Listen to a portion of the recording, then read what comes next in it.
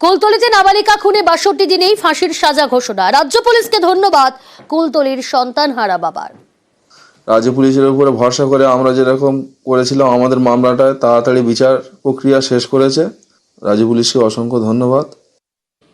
এজেন্সির ব্যর্থতা, পুলিশের সাফল্য। সিবিআই ব্যর্থতায় আরজিকর খুন ধর্ষণে জামিন পেলেন সন্দীপ ঘোষ, অভিজিৎ মণ্ডল। নিয়োগ মামলায় পার্থর জামিনে সুপ্রিম নির্দেশ। পার্থকে ছাড়তে এদিকে শর্ত শীর্ষ আদালতে। কুলতলির পর ফরাক্কায় সাফল্য রাজ্য পুলিশের। যৌন নির্যাতন খুনে ৬২ দিনেই সাজা ঘোষণা।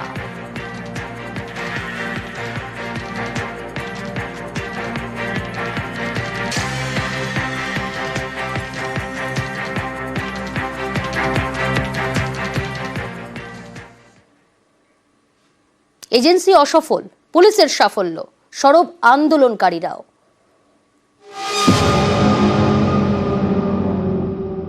সিবিআই এর ব্যর্থতা, সিবিআই চার্জশিট দিতে পারেনি, কেন ৯০ দিনের মাথাতেও চার্জশিট আসেনি, এই প্রশ্নগুলো তো থেকেই যাচ্ছে। তারা যখন নিজে সদপ্রণোদিতভাবে এই কেসটিকে লজ করেছেন, তাদের উপরে দায়িত্ব দেওয়া হয়েছে, সন্দীপ ঘোষের উপর যে কেস লজ করা হয়েছে ইডির তরফ থেকে, সেটি তারা নিজের থেকে করেছিলেন, সুমোটো দায়িত্ব নিয়েছিলেন।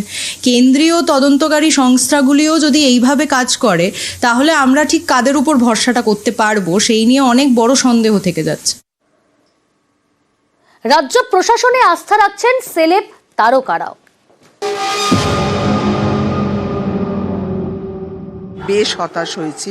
একজন যে অভিযুক্ত ছিল তাকে জামিন দিয়ে দেওয়া হলো, তার কারণ ৯০ দিনের মধ্যে চার্জশিট দিতে পারলো না। মানে এটা তো বিশ্বাসযোগ্য নয়। এটা বোধহয় সন্দীপ ঘোষও ভাবেনি যে এটা হবে। আমরা ভরসা রাখতে পারিনি, তাই সিবিআই এর হাতে গেছে। রাজ্য পুলিশের যা যা খুঁজে বের করেছে, তারপরে সিবিআই নতুন কিছু খুঁজে বের করেন। আমি জানি আমাদের মুখ্যমন্ত্রী, তিনি একজন মহিলা, ওনার মানবিক মুখ অনেকবার দেখেছি। যদি পারেন উনিই পারবেন। ওনাকে আমি হাত জোর করে বলবো ওরা যেন জাস্টিস পায়।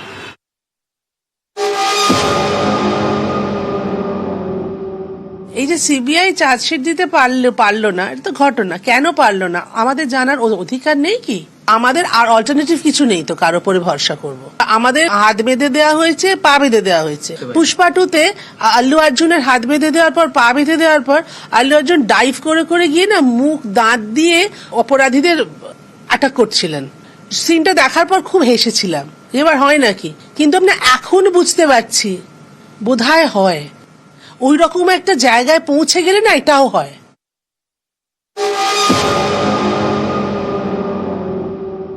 শুধু হতাশ নয়, ডিভাস্টেটেড। প্রথম দিকে সুপ্রিম কোর্টে যখন কেসটা গেছিল, তখনও তো আমরা মানে চিফ জাস্টিসের মুখে এটা শুনেছি যে সিবিআই রিপোর্ট পড়ে যে ডিস্টার্বিং। তাহলে সেই রিপোর্টগুলো বেরোলো না কেন? মানে কি ডিস্টার্বিং ছিল? সর্বোচ্চ ইনভেস্টিগেটিং এজেন্সি ফেল, দেশের জুডিশিয়ারি সিস্টেম ফেল। আমাদের ইয়ে ছিল যে দুর্নীতির বিরুদ্ধে এবং যেই ঘটনাটা ঘটেছে তার জন্য যারা দায়ী, প্রত্যক্ষভাবে এবং পরোক্ষভাবে যারা দায়ী, তারা যেন শাস্তিটা পায়। নিশ্চয়ই তাদেরকে অ্যারেস্ট করা হয়েছিল, কিছু একটা কারণে অ্যারেস্ট করেছিল। তাহলে অ্যারেস্টই বা করলো কেন? আর ৯০ দিনের মাথায় চার্জশিট দিতে পারলো না বলে তাদের জামিনই বা হলো কেন? মানে পুরোটাই তো একটা ফাঁস হয়ে দাঁড়ালো। তাহলে এজেন্সির তদন্তেও হতাশ চিকিৎসক মহল।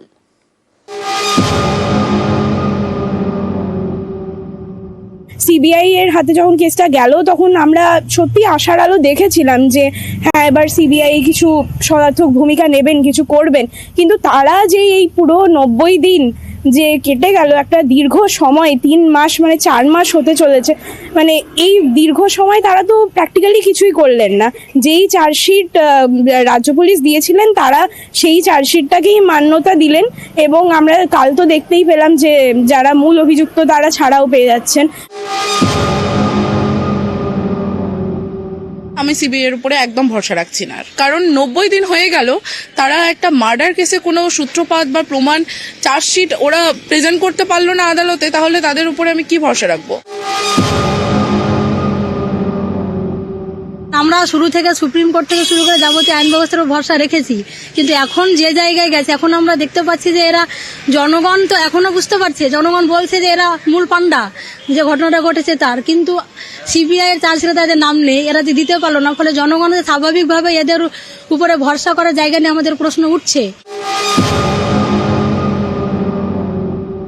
সেন্ট্রাল গভর্নমেন্টের প্রতি আমাদের কিন্তু অসমর্থতা দিনে দিনে বাড়ছে। স্টেট গভর্নমেন্ট যাকে প্রথমে দোষারোপ করা হচ্ছিল এই ঘটনার সাথে যুক্ত হিসেবে, সেটা কিন্তু বাস্তবিকভাবে দেখা গেল ওই একই ঘটনা দ্বিতীয়বার যখন ঘটলো ফারাক্কাতে, তখন কিন্তু সেখানে অনেক ভালোভাবে কারোর প্রতি পক্ষপাতিত্ব না করে সেক্ষেত্রে ওনারা নিজেদের বিবেচনা করে জাস্টিস করলেন। মমতা ব্যানার্জির ওপরেই আমরা আস্থা রাখছি।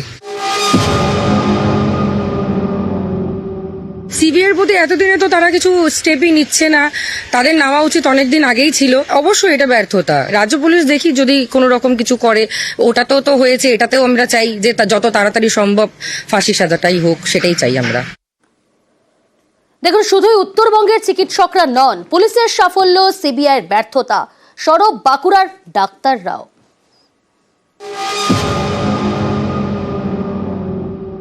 Why they have failed, that is they are answerable to it, and they should answer to the question. এত কিছু করার পরও এই রেজাল্টটা পাচ্ছি, এটার উত্তরটা ওদেরই দায়িত্ব দেওয়া।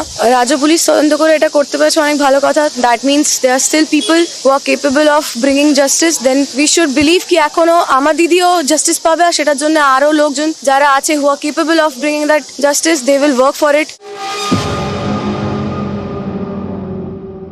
সিবিআই এখনো চার্জশিট দিতে পারেনি, যে জন্য সন্দীপ ঘোষ, অভিজিৎ মণ্ডল সবাই ছাড়া পেয়ে যাচ্ছেন আরজি ঘরের ধর্ষণ খুনের মামলায়। তো এটাতে তো যেমন রাজ্যবাসী হতাশ, যেমন অভয়ের মা বাবা সবাই হতাশ, তেমনি আমরাও সবাই হতাশ। কুলতলি ফরাক্কায় ৬২ দিনের সাজা, সিবিআই ব্যর্থতায় আরজিকর খুন ধর্ষণে জামিন। নিহত তরুণী ডাক্তারের পাড়া প্রতিবেশীরা কি বলছেন শুনে নিন।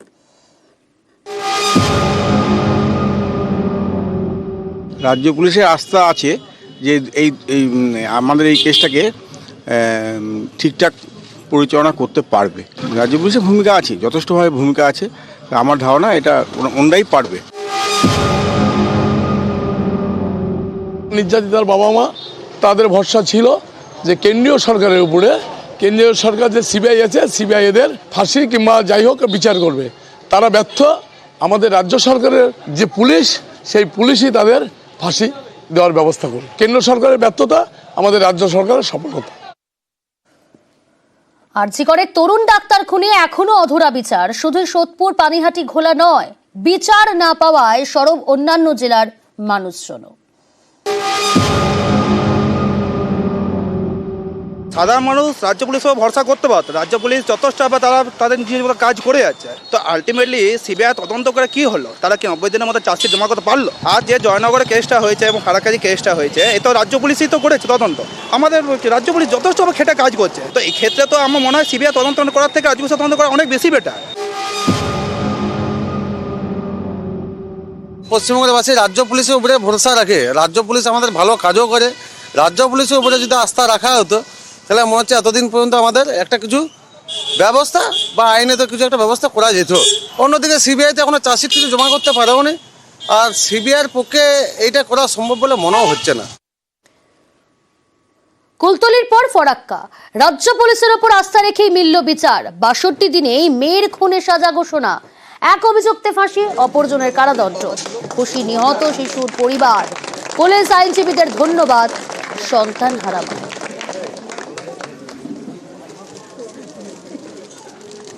আমার মেয়ের বিচার ভালোভাবে পেয়েছি, আর আমার মেয়ের বিচার সত্যি ভালোভাবে হয়েছে। পুলিশ অফিসাররা যা কথা বলেছিলেন আমাদের যে তোমার মেয়েদের বিচার আমরা দেবই, তো তারা কথা রেখেছে, তাদেরকে আমি ধন্যবাদ জানাচ্ছি।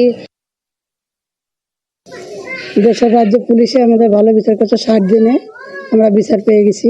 পুলিশকে ধন্যবাদ জানাবো যে আমাদের পুলিশ খুব ভালো কাজ করছে। সেম ঘটনা তো কলকাতায় ডাক্তার হয়েছে, ডাক্তার তো মারা গেছেন ধর্ষণ কাণ্ডে। সে বিষয়ে কি বলবেন? কি বলবো, সিবিআই তদন্ত করছিলেন, যেখানে সিবিআই তদন্ত করছিল, তো সেখানে কেন এরকম হলো? আমাদের যেরকম রাজ্য পুলিশে আমাদের এরকম আমাদের তদন্ত করলো, ফাঁসি দিল, কারাগার দিল, এর কেন এরকম হলো? এর কেন হলো না? সন্দীপ ঘোষের জামিন। আরজিকর ধর্ষণ খুনের মামলা আর টালা থানার প্রাক্তন ওসি অভিজিৎ মণ্ডলেরও জামিন হয় গতকাল জামিন দেয় শিয়ালদা আদালত। সন্দীপ অভিজিতের বিরুদ্ধে চার্জশিট দিতে পারেনি সিবিআই। গ্রেফতারের 90 দিনে চার্জশিট দিতে পারেনি সিবিআই। 2000 টাকার ব্যক্তিগত বন্ডে জামিন পেলেও জেল মুক্তি নয় সন্দীপের। আর্থিক দুর্নীতির মামলা থাকায় জেলে সন্দীপ।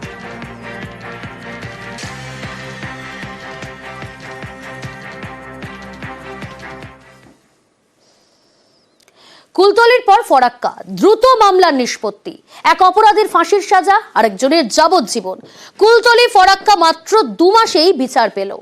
আরজিকর এখনো অপেক্ষায়। বিচার পাওয়া তো দূর, উল্টে 2 অভিযুক্ত জামিন পেয়ে গেলেন।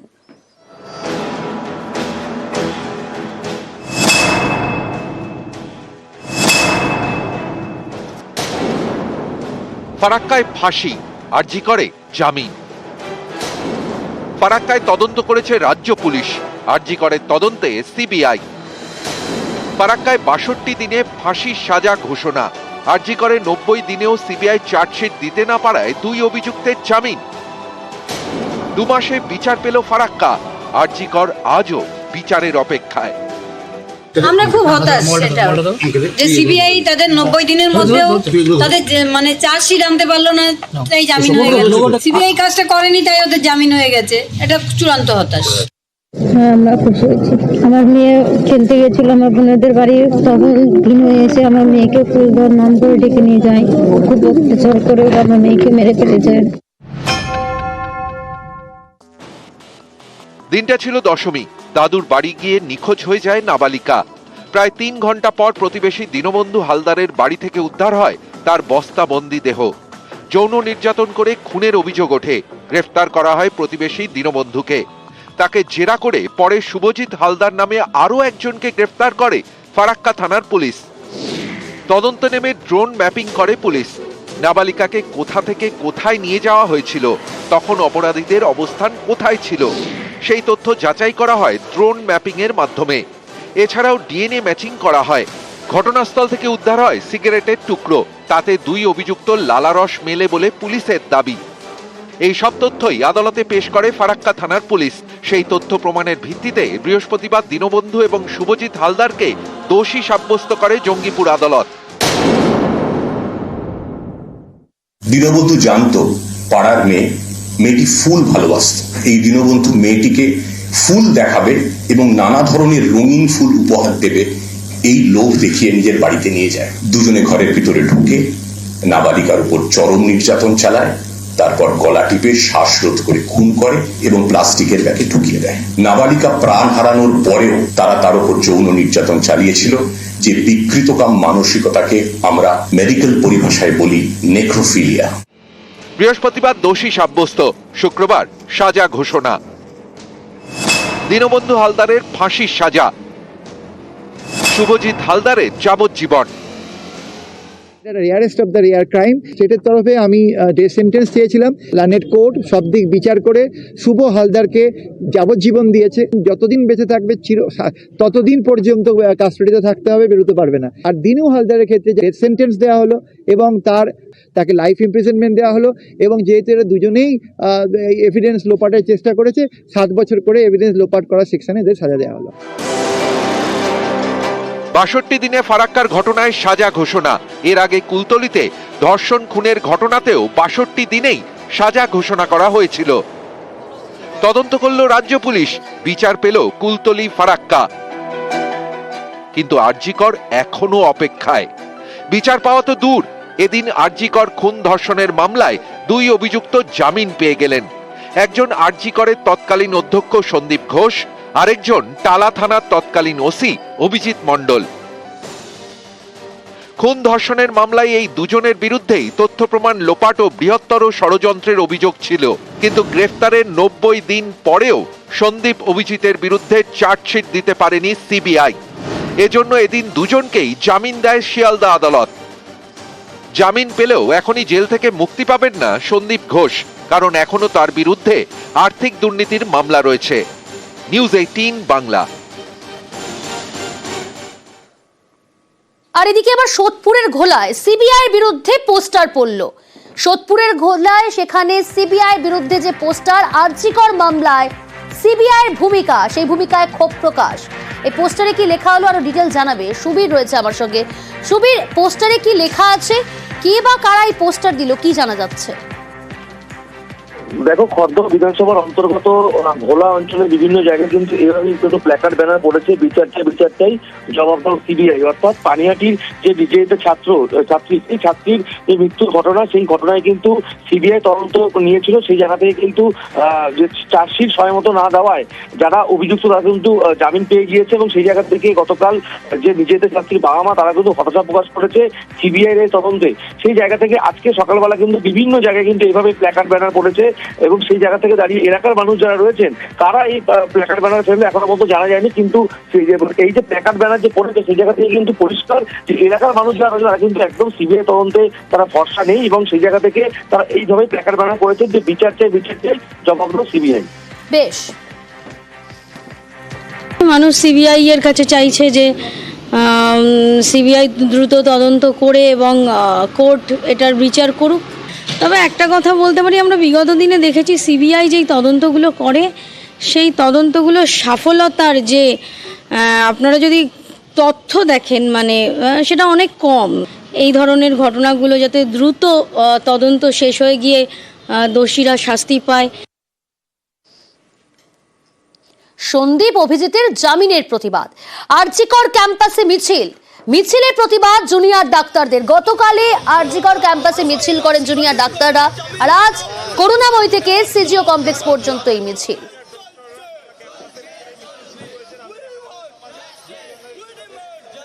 আমরা ওয়েস্ট বেঙ্গল জুনিয়র ডক্টর ফ্রন্টের তরফ থেকে সমস্ত সুচিন্তাবাদী সাধারণ নাগরিক থেকে শুরু করে ডাক্তার সমাজ থেকে শুরু করে সমস্ত সামাজিক মানুষদেরকে আমরা আমন্ত্রণ জানাচ্ছি।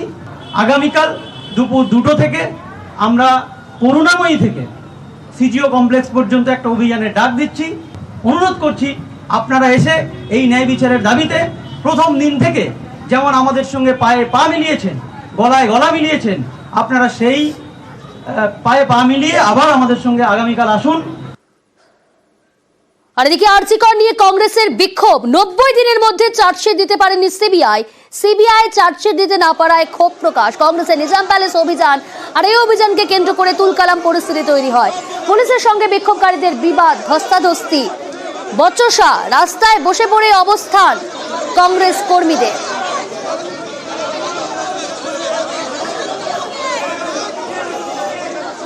আমরা প্রতিবাদ করতে এসেছিলাম, আমরা সিবিআই আধিকারিকের সঙ্গে দেখা করার জন্য এসেছিলাম যে কেন চার্জশিট দিতে পারলেন না, কি এমন আপনাদের হচ্ছে অশুভ নেক্সাস, আমরা সেটা জানতে চাইছিলাম সিবিআই এর কাছে। আজ ওনাদের আধিকারিকরাই নেই, ভয়ে পালিয়ে গেছে, সিবিআই অফিস ছেড়ে পালিয়ে গেছে।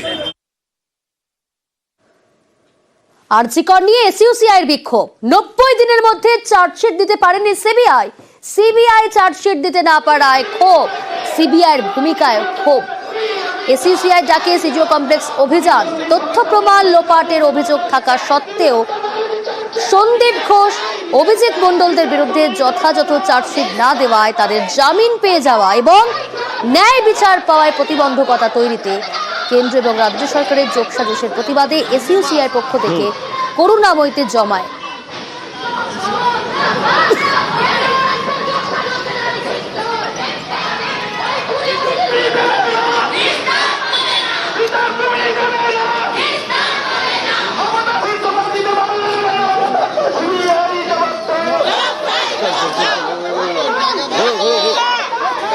সবাই পিছিয়ে আমি সামনে দাঁড়াবো।